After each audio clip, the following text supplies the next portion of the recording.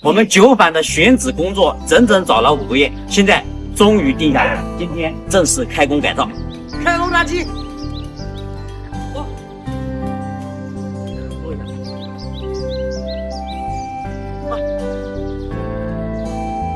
我们酒坊呢就位于川藏线的这个旁边，皖南川藏线是非常热门的一条自驾游的路线。然后这边的话是龙云山风景区的这个走入口。然后我们酒坊的旁边有一条小溪流环抱着我们酒坊，玉带环绕。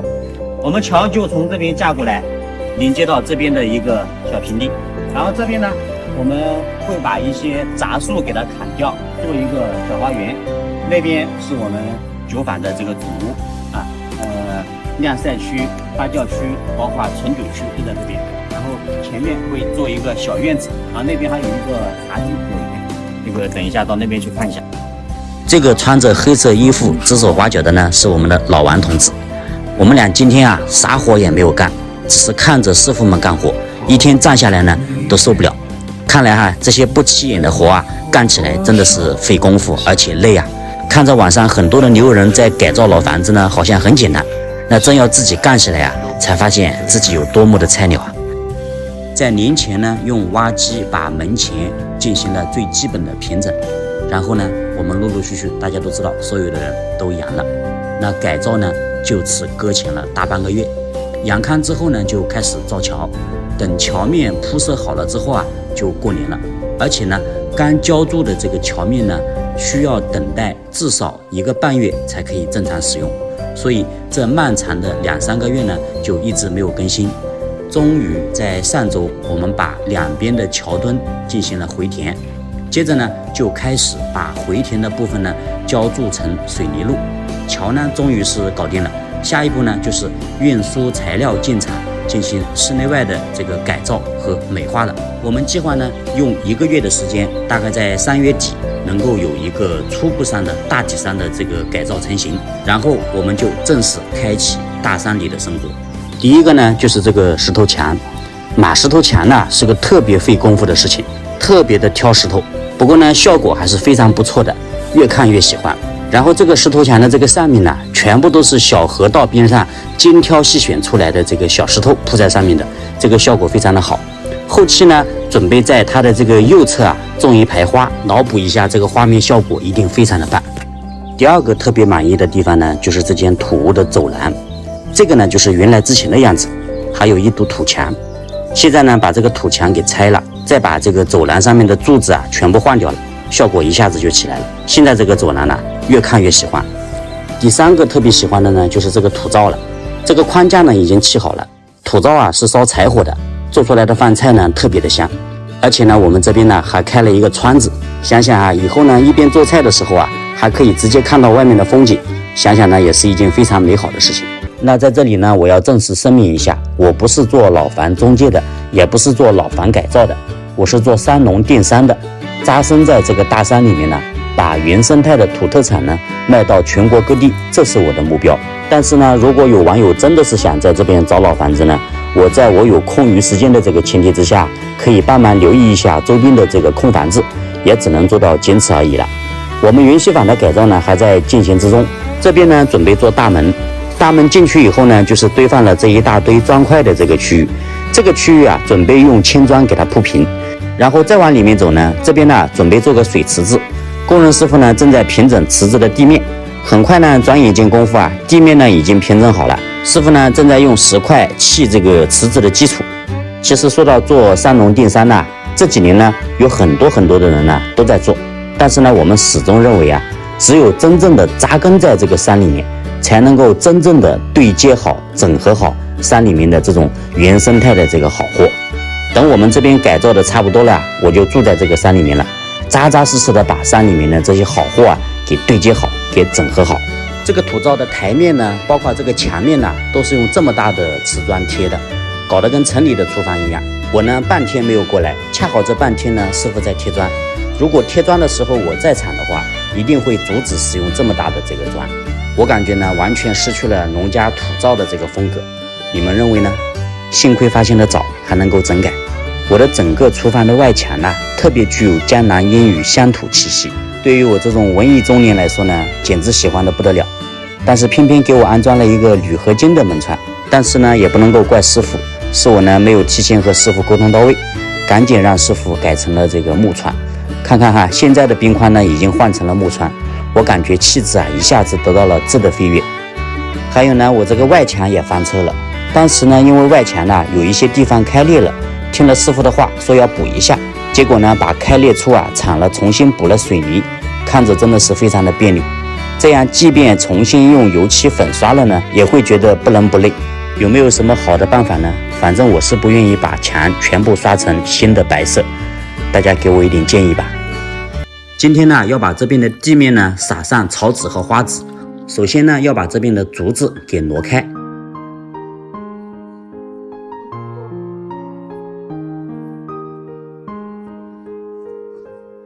接下来呢就是清理地面的碎竹条。我带着比身体重的行李，犹如尼罗河底，经过几道闪电，看到一堆光圈，不确定是不是这里。下午的活呢还得继续，先把地面进行简单的平整和疏松。当我听见一个声音，平整疏松后呢，开始撒草纸和花纸。带来了临界的撒完草纸花纸后呢，进行浇水。由于担心地面的这个松土不合格，所以呢撒了几十壶水，把种子浇得透透的，期望呢它们能够茁壮成长。经过和烈日高温友好共处了5个小时，终于把这一小块的地面给搞定了。结不结实，会不会倒，能放心住人吗？我们这个土屋呢很结实，看台风，看4、5级地震。如果通过表面来看的话，肯定会认为墙体是起到主要的承重作用，墙体的结实稳固决定着整个房子的稳固程度，其实呢是错误的。我们这类老土屋的这个墙体呢，只是起到遮风挡雨、隔热保温的作用，而真正起到房屋承重和整体稳固安全的是里面的木质框架。你们可以看一看哈，这里面的这个木质框架呢，全部都连成了一个榫卯结构的整体。这个整体的承重呢，并不是落在墙体上面，而是落在这些木头柱子上面。所谓的立柱顶青年，这才是栋梁之才。我们这类的土屋呢，不管墙体如何破败，理论上呢，只要是里面的木质框架没有问题，那么整个房子就会十分稳固。房子表面呢看似脆弱，其实内心十分坚强，像极了我们农村父辈祖辈们一样，表面衣衫简陋，身形单薄，其实呢内在非常的能吃苦耐劳，坚韧不拔，一生都在辛辛苦苦的为儿女付出。这类木质框架的老房子呢，即便遇到中型一点的地震呢，最多倒一些墙体，但是房屋基本不会大面积的垮塌，反而比一般的砖块砌起来的这个房屋呢更安全。我们小时候呢就是住在这种木质框架结构的房子里面长大的，为我们父辈祖辈的艰苦勤劳、坚韧不拔的精神点赞，为我们古人优秀的智慧点赞。你会在乎风什么水的格局问题吗？我的这个门口呢建了2个水池，在大门口建东西呢我还是比较慎重的，因为呢它会涉及到风什么水的问题。首先呢这边是树，中间呢有一条路要通下去，最右边是石梯，所以呢这几个地方呢都没法去建。那么这2个区域呢都是在门前，很容易形成水池拐角对着门中间，这样呢是不利的，所以我就让师傅把水池正对着门，避开拐角对着门。等做好了以后呢，又发现中间水龙头高高凸起，正对着大门中心，这样呢也是不利的。后面呢我会交代一下师傅把水管截短一点，弱化一下。最后又发现问题，就是水池下面呢有2个洞正对着大门，这样也是不利的。所以让师傅用石头把这个洞给封起来了，也起到了美观的作用。这是我在改造过程中呢遇到的问题，真实的分享给大家。在这些方面呢，如果你不信的话，没有任何影响，但是如果你在意的话，它就会在你心里面呢始终是个心锚。如果大家不认可的话，希望大家多多包容。我觉得呢还是不要像我这样去介意这些问题，其实呢这些都是心理问题，我们呢还是要相信科学。我想把门前呢打造成类似这样的一个花园，于是我就在前几天呢撒了这样的一些草籽和花籽，满心期待今年的初夏呢能够得到一块鸟语花香的小天地。这样的话呢，我的门前就有了一块花草小天地，还有一块呢茶园小天地，同时呢还被一条山泉小溪流给环绕着。我不由得越想越欢心，越想越完美。随之呢，老王同志提醒说我们还差个菜园，我才觉得确实如此。如果没有菜园的话，那只能叫做居住在山里，不能够叫做生活在山里。不过呢，山里的这个菜地实在是太稀少了，地下呢大部分都是石头，不能够做菜地。老王同志在房前屋后转悠了半天，终于发现了一块地方。这里呢是山里的一个游乐项目的设备占用了我们的一块地方，所以呢旁边不太适合做一些休闲和景观一类的改造，但是呢非常的适合做块菜地。正好呢这边已经用石头码了一圈，后面呢再用石头把这边再码一圈，这个中间呢就形成了菜园的这个出入口，真的是再适合不过。不过呢我和老王都没有种过菜，种菜呢也是一种新的尝试和新的挑战。不管呢种得好不好，总得有一块菜地，总得迈出这第一步，对不对？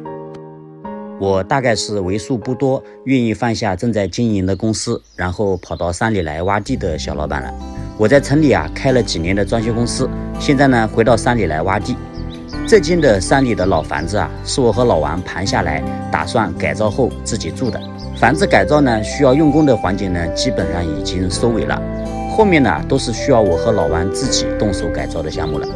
这个迎面走来的呢就是我们的老王同志。老王呢一直以来都是做电商的，现在呢已经成为一个非常优秀的石匠了。你看这边的这个石头台阶就是老王码的，还有呢这边的这个全部都是石头的区域老王呢硬是开辟了一条石头路基出来。不过呢我也没有闲着，这边的这个土质路的基面全部都是我开出来的。老王今天准备把这边的台阶用石头码起来。比起老王的心灵手巧呢，我只能扛着钉耙挖地。挖地虽说和老王码石头相比没有什么技术含量，但是确实是个累人的体力活。改造的下一步呢，就是等工人过来呢粉刷墙面了。然后我和老王同志呢就开始用石头铺路。等石头路面铺好以后呢，欢迎网友过来参观，我免费接待。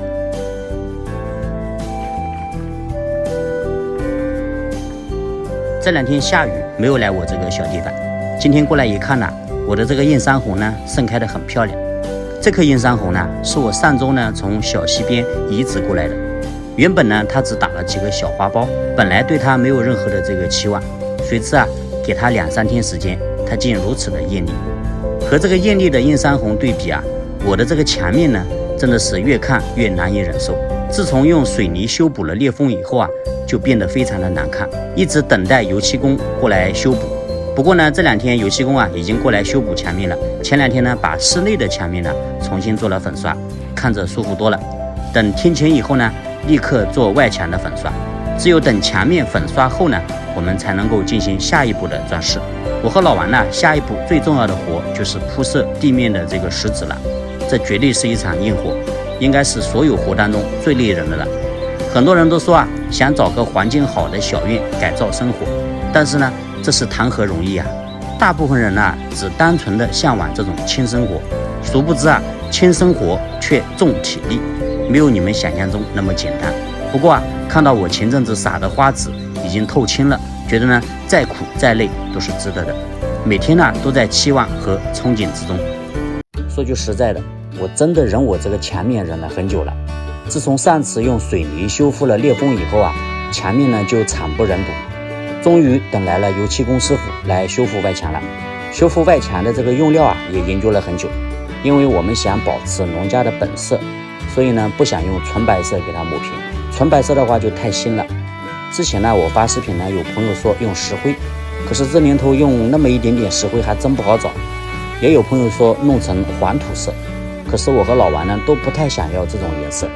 最终我们决定用粗枣平石膏，这样的话做出来的表面不会很细腻，有农家的感觉，颜色也只是有一丁点微黄，不会显得那么特别的新。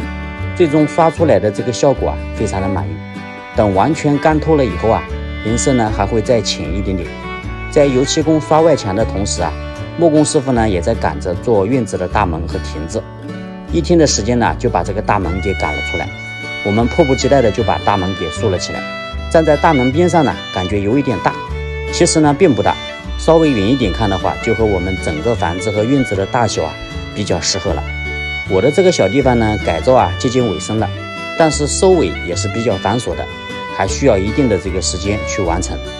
这个老房子是我去年花了大半年时间找到的，从今年2月份开始改造，已经整整2个月了，终于做到了最后铺路收尾环节了。由于这个是斜坡，铺这边的石子路呢需要先定位3步台阶，终于呢我也和老王一样干起了石匠的活。但是和老王相比我觉得呢我是一个非常糟糕的石匠。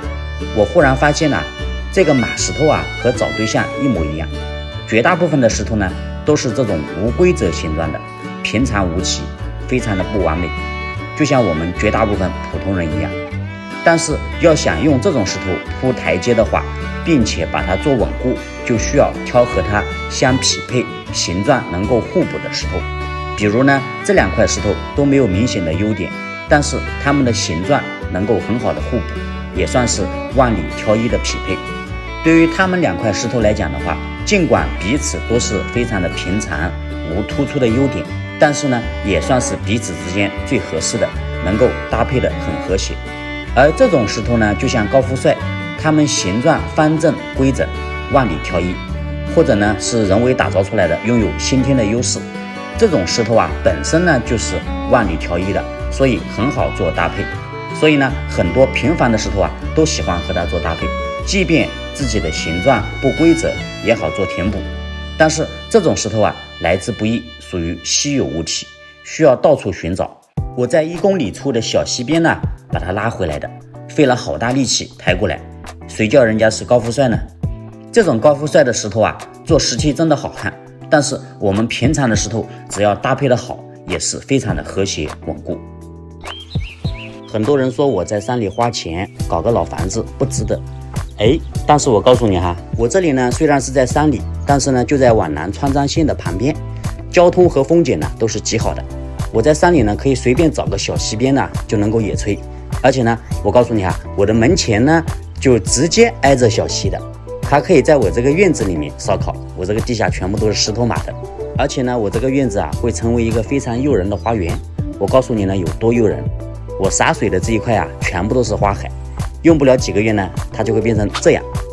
还有呢这些小路的这个旁边也全部都是花海，也用不了几个月呢同样也会变成这样。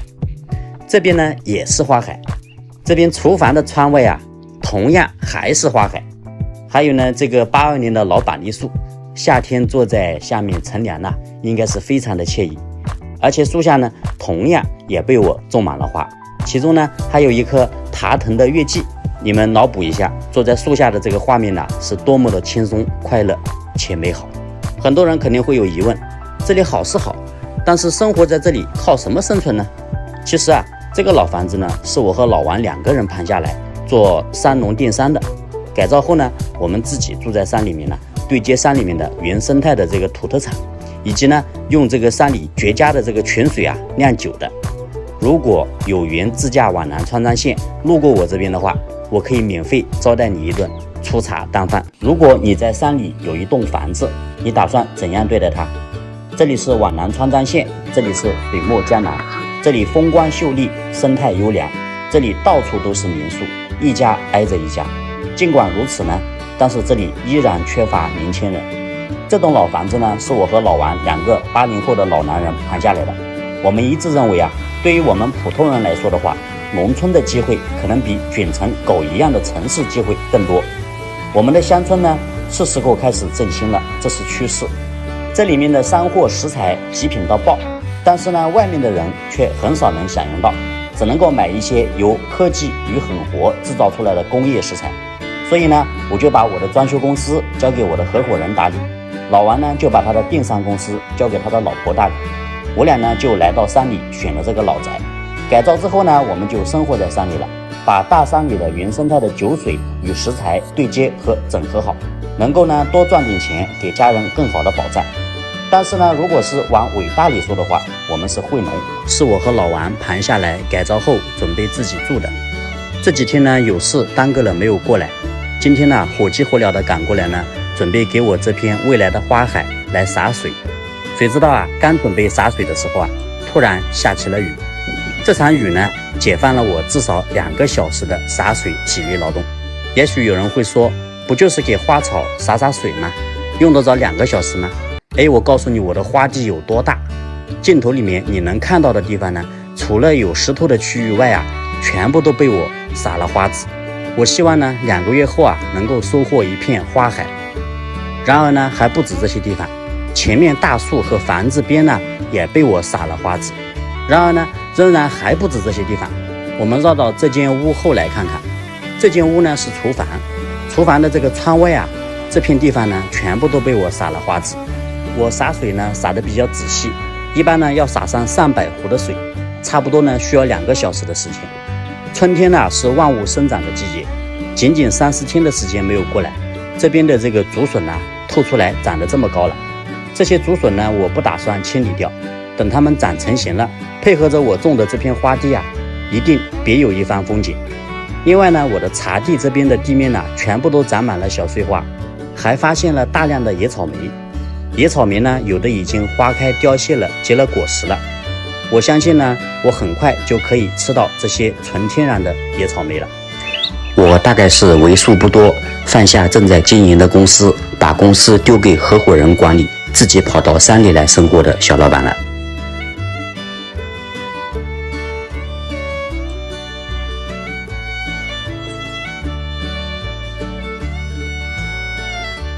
在大山里啄木，扎扎实实做好原生态农产品创业，追逐于梦想，脚踏于实地。山里的生活，除了对接农产品工作外，无非就是溪边听流水，树下喝绿茶，清淡而纯净。每天面对最纯粹的大自然，门前的一树一花，都是我满腔的热爱。把生活过成自己最满意的状态，简简单单，清风云淡，伴我上路潇洒在大山。